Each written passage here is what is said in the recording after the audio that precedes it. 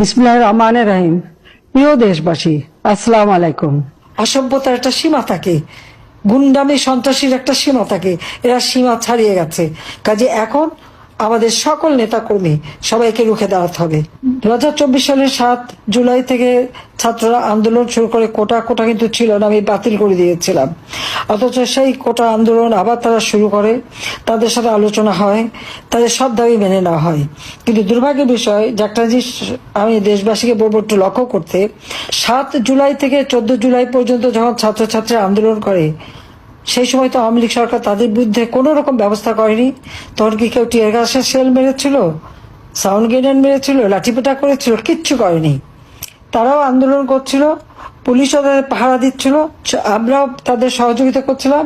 সারা রাত মেয়েরা রাস্তায়, মেয়েদের যাতে কোনো ক্ষতি না হয় বিশেষভাবে নিরাপত্তার ব্যবস্থা করেছিলাম।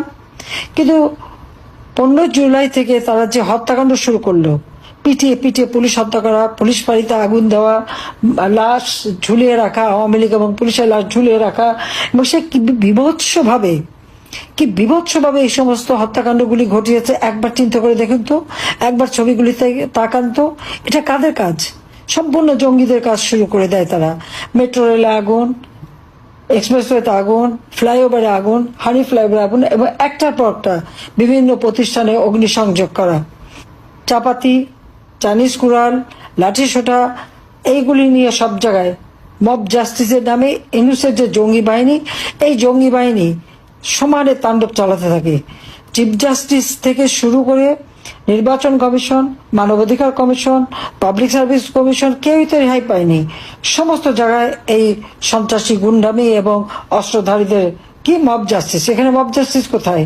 ছাত্র নামধারী কিছু ইউনূসের সমন্বয়ক এবং ইউনূসের জঙ্গি বাহিনী, তারাই এই তাণ্ডব চালিয়ে রীতিমতো গণহত্যা করে।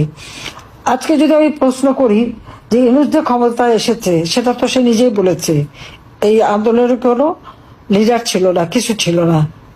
মেটিকুলাস ডিজাইনের মাধ্যমে মাস্টার মাইন্ড দ্বারা আন্দোলন সংগঠিত করা, কোনো নেতা ছিল না। হ্যাঁ, এটা বাস্তবতা, আমরা দেখেছি তো। ছাত্র আন্দোলন করছে, তাদের নেতাটা কি? সেই নেতা তো খুঁজে পাওয়া যায়নি।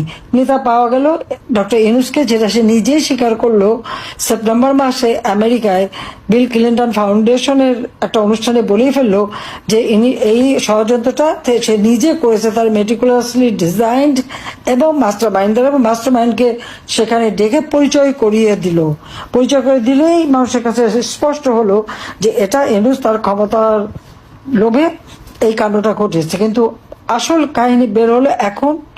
আজকে আমার সেন্ট মার্টিন দ্বীপ